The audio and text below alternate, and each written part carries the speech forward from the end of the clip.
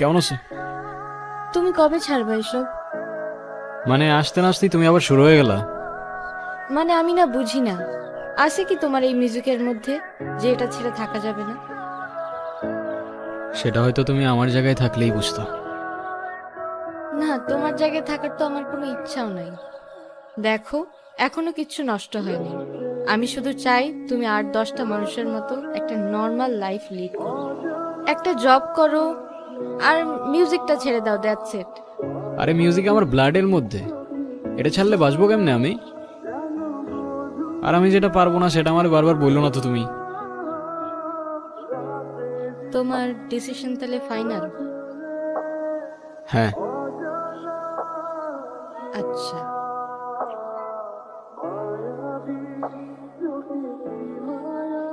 Coffee? হুম, thanks.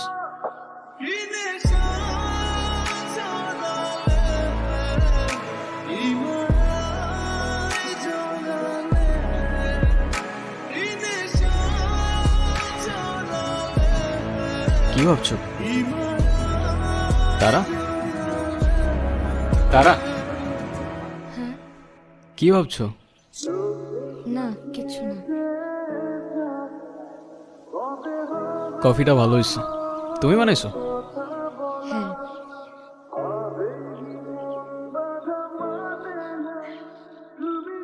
Hello, আসসালামু আলাইকুম। হ্যাঁ রোহান, রাহুল ভাই এসে বুঝছো? এদিকে আসছে উনি? হ্যাঁ, আমি আবার তোমার কথা বলে রাখছিলাম তো। তুমি এক কাজ করো, টুক করে এসে বাসায় দেখা করে ছোট করে একটা অডিশন দিয়ে যাও। ভাই আমি এখনই আসতেছি। কোথায় আসবো ভাই? আমি তোমার লোকেশন পাঠাচ্ছি, চলে আসো। ওকে ভাই, শুক্রিয়া। কোথাও যাবা? হ্যাঁ, প্লিজ কিছু মনে করো না তুমি। আমার ছোট্ট একটা অডিশন আছে বুঝছো। ওই রাহুল খান আছে না, মিউজিক ডিরেক্টর, উনি আসছে। তুমি প্লিজ কিছু মনে করো না, আমি যাই এখন। তুমি বাসায় চলে যাও, আমি পরে কল দেবো না তোমাকে।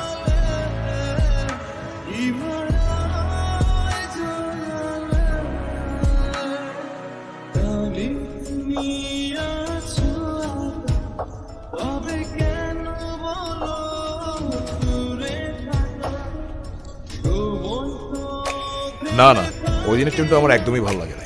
টিমটা চেঞ্জ করো বুঝছো, একটু নতুনত্ব হবে। এরকম টিম দিয়ে আসলে মানুষ পছন্দ করবে না তেমন একটা মিউজিক। একটু কম্পোজিশন চেঞ্জ করতে হবে বুঝছো। ভাই, আপনারা বলছিলাম না একটা ছেলের কথা, ওরে নিয়ে আসছি। আচ্ছা ঠিক আছে, আমি তাহলে পরে ফোন দিচ্ছি। ওকে, হ্যাঁ। এই রোহান, কি অবস্থা? বসো বসো।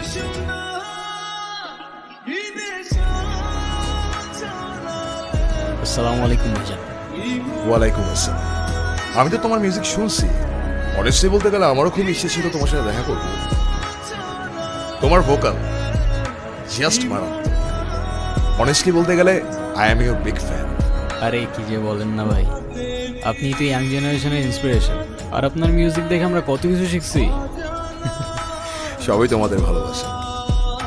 দেখো আমার হাতে সময় তেমন একটা নাই, তুমি একটা কাজ করো, তুমি আমাকে কিছু একটা শোনো। নার্ভাস ফিল করার কিছু নেই। আর আমি তো তোমার ভাই, তাই না? তোমার আমার নামও মিলে যায়, রোহান রাহুল। শুরু করো। আচ্ছা ভাই, আমি আমার অরিজিনাল কিছু প্লে করি। হ্যাঁ অবভিয়াসলি, প্লিজ। বালি চোরা বালিতে থাকে কেন? Anything wrong? রোহান, কোনো সমস্যা? সরি ভাই, আমি আরেকবার শুরু করি। প্লিজ। কি হচ্ছে বুঝতেছি না। আরে ইটস ওকে, ইটস ওকে, শুরু করো। বালি চোরা বালিতে থাকে কেন? প্রশ্নের আড়ালে তুমি যেন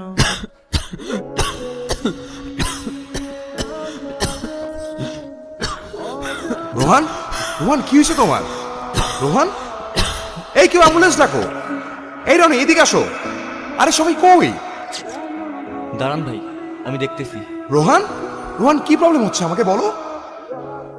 রোহান,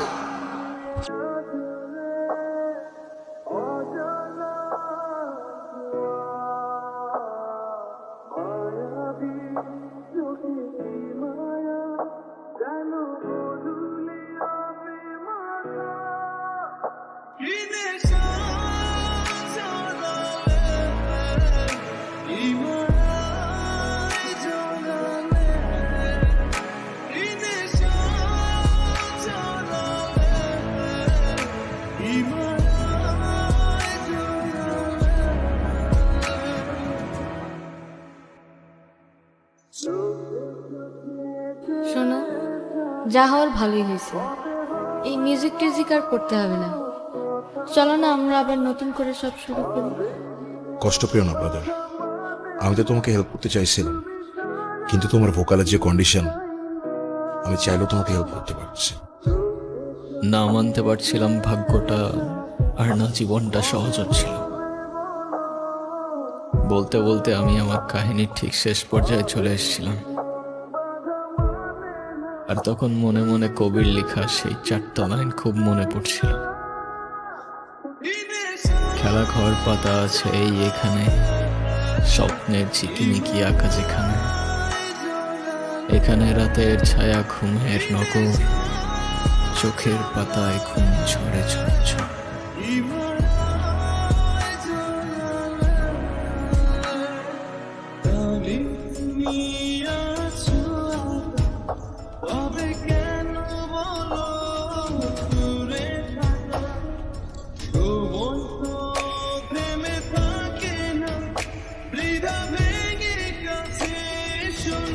এখন কেন কাঁদছো? সেটা হয়তো কখনো বলতে পারবো না আমি তোমাকে। বলতে হবে না, জানি আমি। At distance.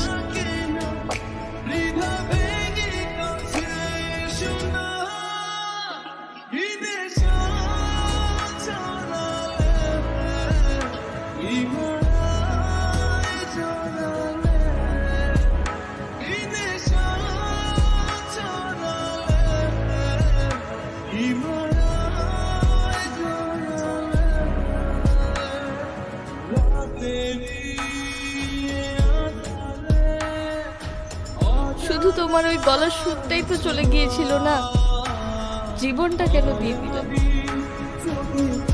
ওই সুরটাই আমার সবকিছু ছিল, আমার জীবন ছিল, যেটা তুমি নিয়ে গেছো। খুশি তো তুমি?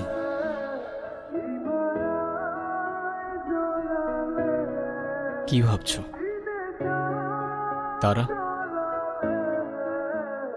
তারা হ্যাঁ, কি ভাবতেছো?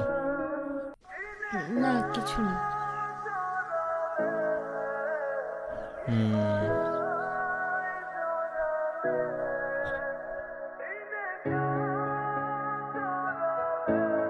কি হয়েছে, ফেলে দিলা কেন? না, কফিটা একদমই ভালো হয়নি। আরে তাই বলে ফেলে দিতে হয় নাকি? তুমি কষ্ট করে বানাইছো, এটাই তো অনেক না? অডিশনের জন্য কল দিছে? হ্যাঁ, তুমি জানলা কি করে? সেটা জানি না, তুমি যাও, আমি বাসায় চলে যাব। না, যাব না, বাদ দিয়ে দিব। কি বাদ দিয়ে দিবা? এতদিন যে সুযোগটার জন্য ওয়েট করেছিলে সেটা তোমার সামনে, আর তুমি যাবা না? না, তুমি ঠিক বলছিলা, প্র্যাকটিক্যাল হওয়া উচিত আমার। জীবনটা তো আর কোনো রূপকথার গল্প না, তাই না? তাহলে আমি আবার বলছি, আমি ভুল ছিলাম। আর আমি বলতেছি তুমি এখনই যাবে। কিন্তু না, আর কোনো কথা না। আমি বলছি যাবা তো যাবা, আর ভালো মতো অডিশনটা দেবা, তারপর মিষ্টি নিয়ে আমার সাথে দেখা করতে আসবে। এর আগে কোনো কথা না। যাও যাও যাও যাও যাও। আচ্ছা আচ্ছা, যাচ্ছি।